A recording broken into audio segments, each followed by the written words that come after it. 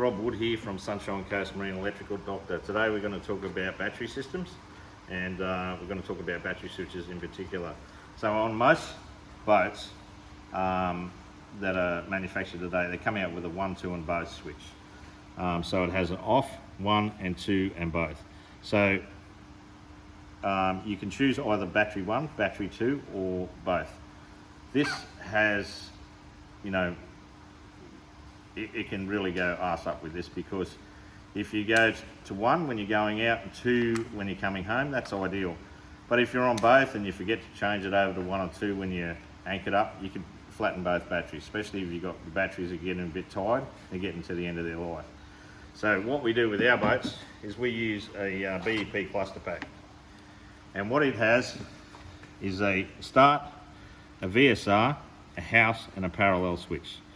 So your resting battery voltage for a normal lead acid battery is around about 12.6 volts. And when you start your engine up, it'll charge up to 14 volts. So as soon as it gets over 13 volts, the VSR, which is the voltage sensitive relay, will click in, a little red light will come on, and then it'll start charging the house battery.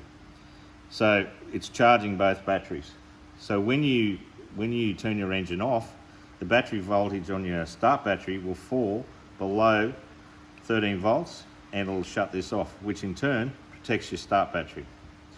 So this is great. So you've always got your house battery, you can run it as flat as you want, and you've always protected your start battery to start. So in the event that both batteries are getting towards the end of their life and that they're getting a bit doughy, you can go to the parallel to get an emergency start, and that'll give you a bit more oomph. But mostly you'd leave that off. So in our Skeeter, we've got this system now, and we've got the start, the house, the parallel, the VSR. We also run a couple of circuit breakers, and we have 2 fuse panels. This one's for our electronics, and it's very important to have a fuse on each circuit that's relevant to the size of the cable. And same with the circuit breaker. The circuit breaker must be relevant to the size of the cable.